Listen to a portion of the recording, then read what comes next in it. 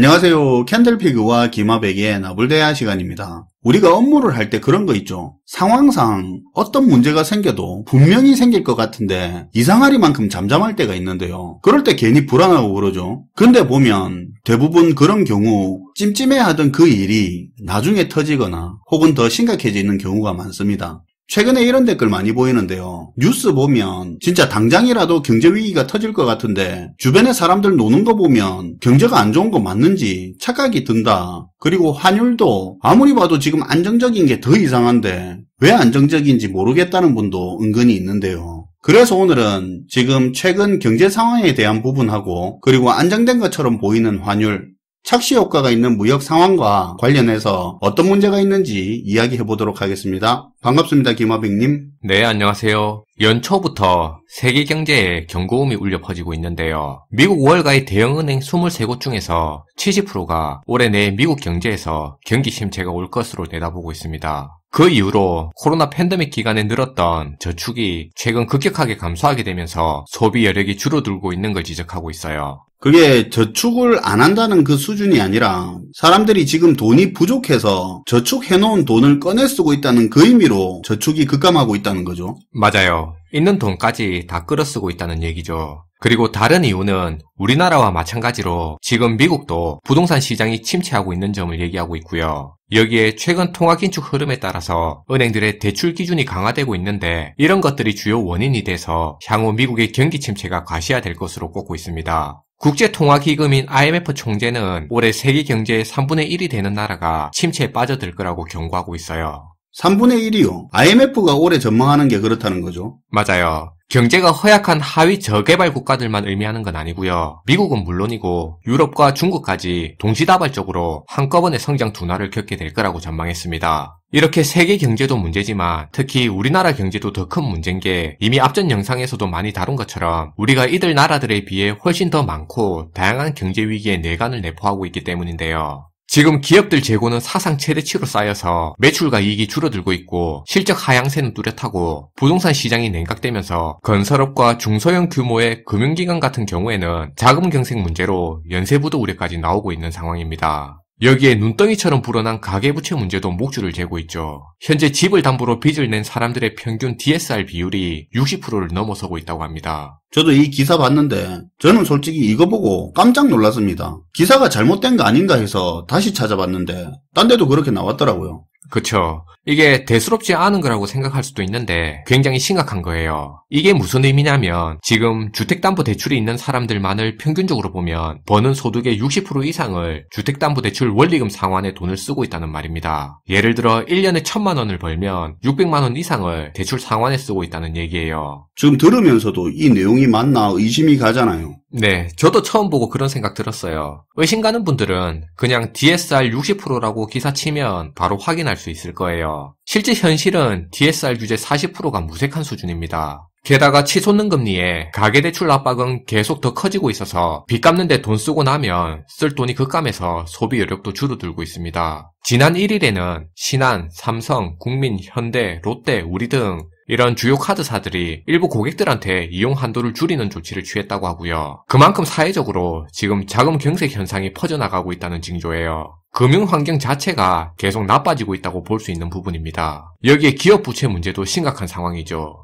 근데 사실 지금까지 얘기한 이런 문제들 같은 경우에는 많이 알려진 내용이고 많은 기사에서도 경제위기가 생기면 이런 문제들 중에 하나가 터져서 경제위기나 침체의 내관이 될 수 있다고 그렇게 보고 있는 경우가 되게 많은데요. 저희도 사실은 그렇게 생각하고 있는 게 맞고요.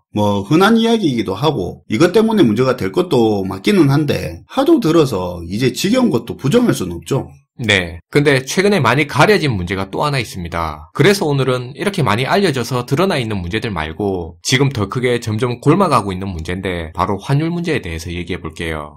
지금 1200원대에서 안정적이라고 말하는 사람들 많잖아요. 관료고 전문가고. 근데 어떤 게 문제라는 겁니까? 네, 최근에 보면 환율이 1200원 중반대에서 계속 유지되고 있는데요. 일부에서는 이제 우리 환율이 안정을 찾았다, 1200원대에 안착하게 될 거고, 많이 올라도 1300원 초반 정도에서는 꾸준히 유지될 거라고 전망하는 의견이 많습니다. 근데 사실 개인적으로는 지금 이 환율이 미국과의 금리 차를 감안해서 봤을 때 비정상적이라고 생각하고 있어요. 실제로 저희 채널 보고 계시는 많은 분들도 지금의 이 환율에 대해서 1200원대가 계속 유지되는 게 오히려 찝찝하다는 분도 많아요. 환율이 더 오르는 걸 바라는 게 아니라 지금 환율이 흘러가는 흐름 자체가 이상하다는 얘기를 하고 있는 겁니다. 우리나라 기준금리가 지금 3.25%고 미국이 4.5%이기 때문에 한미 금리 차만 지금 1.25%가 벌어져 있는 상황인데요. 그리고 해외 투자 자본은 지금도 계속 빠져나가고 있고요. 그러니까 달러가 지금 빠져나가고 있다는 얘기입니다. 그래서 이런 부분을 감안해서 봤을 땐 지금 환율을 비정상적인 모습으로 볼 수 있다는 말이죠. 사실은 지금도 고환율인 건 맞지만 지금보다 더 높은 게 오히려 정상이라고 볼 수 있을 것 같습니다.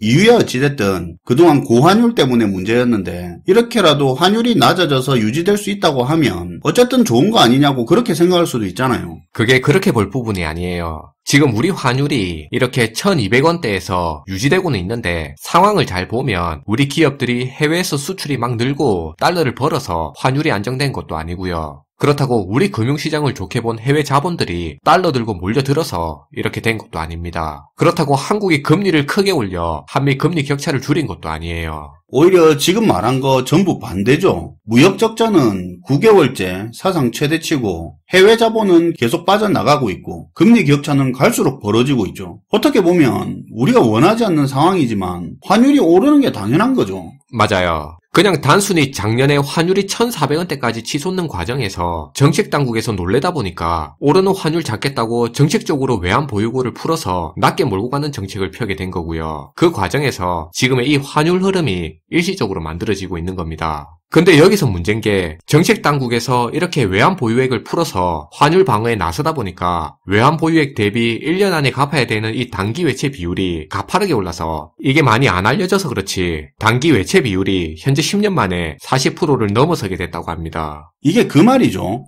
외환 보유액 대비 단기 외채 비율이 있는데 이게 어느 정도 비율을 유지하고 있었는데 환율 방어한다고 외환 보유액을 많이 쓰다 보니까 이제 외환 보유액이 줄어서 외환 보유액 대비 단기 외채의 비중이 급증했다 이 말이죠. 네, 바로 그 말이에요. 일단 가지고 있는 돈이 줄고 있는데 1년 안에 갚아야 되는 돈의 비중이 크다는 건 그만큼 빚부담이 커졌다는 거고요. 이렇게 단기 외채 비율이 올라가면 국제 금융시장에서는 그 나라의 외환 안정성이 떨어진다고 평가를 하게 됩니다. 단기 외채는 예측하지 못한 사건이 생겨서 금융시장에서 불확실성이 커지게 되면 순식간에 급격히 빠져나갈 수 있는 달러 자금인데요. 그러다 보니까 지금처럼 경제 전망이 불확실한 상황에서 이 비율이 높아지게 되면 어느 순간 갑자기 우리 외환 시장이 불안정한 상태에 놓이게 될 수도 있습니다. 이게 되게 위험한 거예요. 단기 외채 비율이 높아지는 게 환율 변동성이 커질 수 있는 그런 위험에 노출이 되는 거네요. 네, 그 부분도 위험성이 있습니다. 참고로 지난 10월에 환율이 1,400원 중반대까지 갔을 때 환율 잡겠다고 한국은행이 국민연금하고 100억 달러 규모의 통화 수합을 체결해서 달러 공급을 늘려오고 있었는데요. 근데 이게 이제 종료됐습니다. 그러니까 이제 외환당국의 환율을 방어할 수 있는 정책 여력 하나가 떨어져 나가게 된 거죠. 참고로 한국은행이랑 국민연금이 한 통화 수합은 이런 겁니다. 국민연금이 해외에 투자하려면 달러로 환전을 해서 투자를 해야 할 거 아닙니까? 해외 투자하려고 외환시장에서 달러를 환전하는 만큼 달러 수요가 늘고 당연히 달러 수요가 느는 만큼 환율은 오르겠죠. 근데 이 국민연금이 워낙 엄청난 돈을 달러로 환전하고 투자를 하니까 실제로 외환시장에서 국민연금이 차지하는 비중이 상당한 건데요. 그래서 한국은행이 국민연금한테 이렇게 이야기를 하는 거죠. 너희 외환시장에서 달러 바꾸면 수수료도 있고 달러 수요만 늘려서 환율만 올리는데 그러지 말고 우리한테 직접 달러를 바꿔가라. 국민연금 너희가 가진 돈을 주면 우리가 외환보유고에 있는 달러를 내줄게 하는 겁니다. 그렇게 되면 외환시장에서 국민연금의 달러 수요는 줄어드니까 환율 방어에 도움이 되고 연기금은 수수료를 아끼게 되는 거죠. 대신 외환보유고는 줄어드는 겁니다.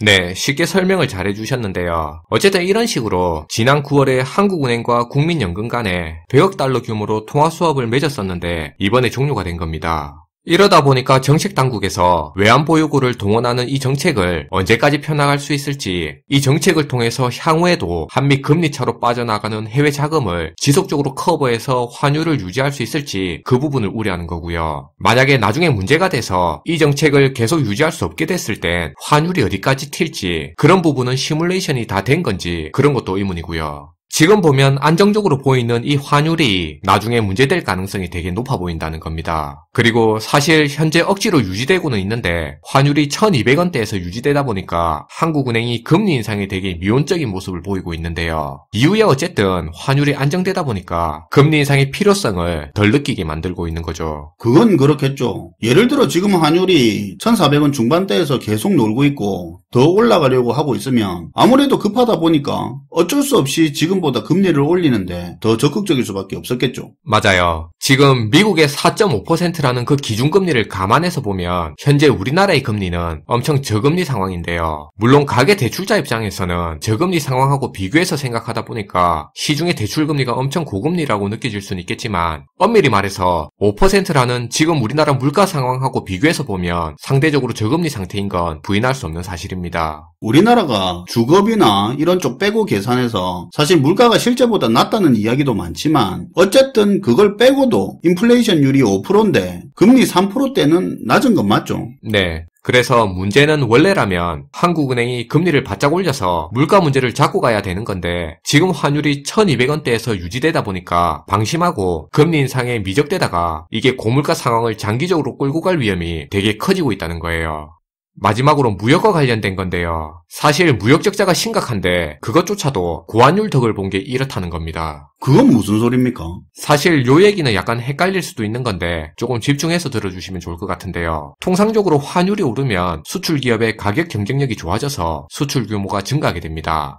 반대로 수입해야 되는 기업 입장에서 환율이 오르면 더 비싼 값으로 수입해야 되니까 전체적인 수입 물량은 줄어들게 되죠. 환율이 오르면 수출에 도움된다는 거 그거 그냥 교과서에서도 나오죠. 네, 그래서 일반적으로 환율이 오르면 무역 수지는 흑자폭이 확대되게 돼 있어요. 근데 지금 보면 이전에 1,400원대까지 갔던 환율이 1,200원 후반대까지 내려왔다고 해서 환율이 낮다고 생각하는 경우가 상당히 많은데요. 엄밀히 보면 지금 환율 1,270원도 상당히 높은 환율이라는 걸 생각해야 됩니다. 1,100원대에 있던 환율이 1,200원, 1,300원대를 넘어서 작년 9월부터는 1,400원대까지 가는 그런 고환율을 겪었고 지금도 여전히 1,200원 후반대의 높은 환율을 유지하고 있는데요. 이렇게 무역 흑자폭을 늘리기에 되게 유리한 상황인데도 불구하고 지난해에 무역 적자 규모가 472억 달러로 역대 최대 규모를 기록하게 됐다는 거예요. 그러니까 수출에 유리한 환율임에도 불구하고 지금 무역 적자가 심각하다는 건 지금 드러나는 수치 이상으로 수출 환경이 굉장히 안 좋다는 의미인 거죠. 네, 그 부분을 캐치해야 된다는 겁니다. 만약에 지금 같은 고환율 없이 기존에 우리가 정상적으로 여기는 환율인 1,100원대 전후였다고 한다면 사실 지금보다 무역 적자 규모는 훨씬 더 커졌을 거라는 얘기예요. 지금 무역 적자 난 게 그나마 환율이 올라서 혜택을 받기 때문에 무역 적자가 이 정도라는 겁니까? 아니었으면 무역 적자 폭이 더 컸을 거고. 네, 이게 그냥 제 생각이 아니고요. KDI 연구 보고서에서도 지적하고 있는 부분입니다. 그러니까 환율 거품을 빼고 보면 우리 기업들의 무역 실적은 실제로는 더 나쁘다는 게 문제의 본질이고 환율 착시 때문에 무역 적자 규모가 더 줄어들게 보인 거죠. 근데 그마저도 무역 적자가 역대 최대인 게 문제라는 거고요.